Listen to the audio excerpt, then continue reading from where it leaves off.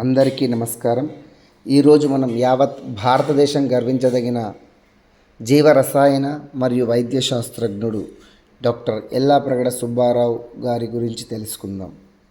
Miracle man of medicine and the unsung hero of సైన్స్గా ఈయన అందరికీ సుపరిచితుడు.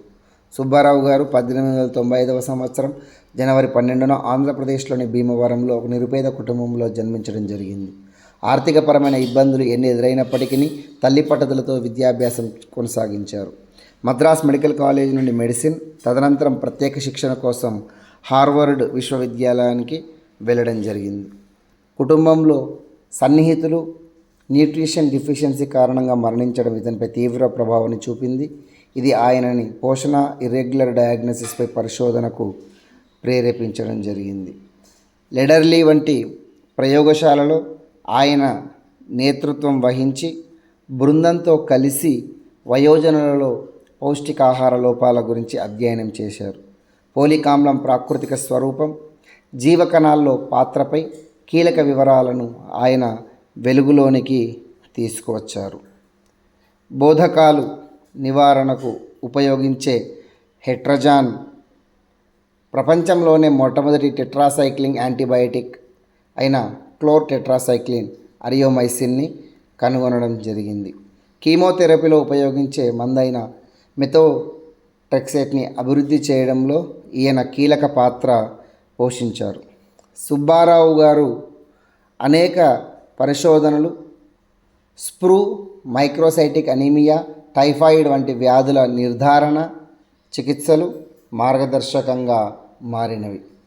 లోతైన ప్రయోగాత్మక పటిమ, నిరంతర తర్కసమ్మత పరీక్షలు మరియు సహచరులతో శక్తివంతమైన సహకారం ఈయన పరిశోధనా విధానం.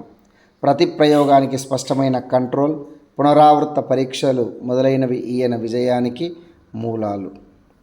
సాధారణ ప్రజారోగ్యం పట్ల నిస్వార్థ తత్వం వల్ల ఆయన హార్వర్డ్ యూనివర్సిటీలో ఆచార్య పదవిని సైతం తిరస్కరించడం జరిగింది.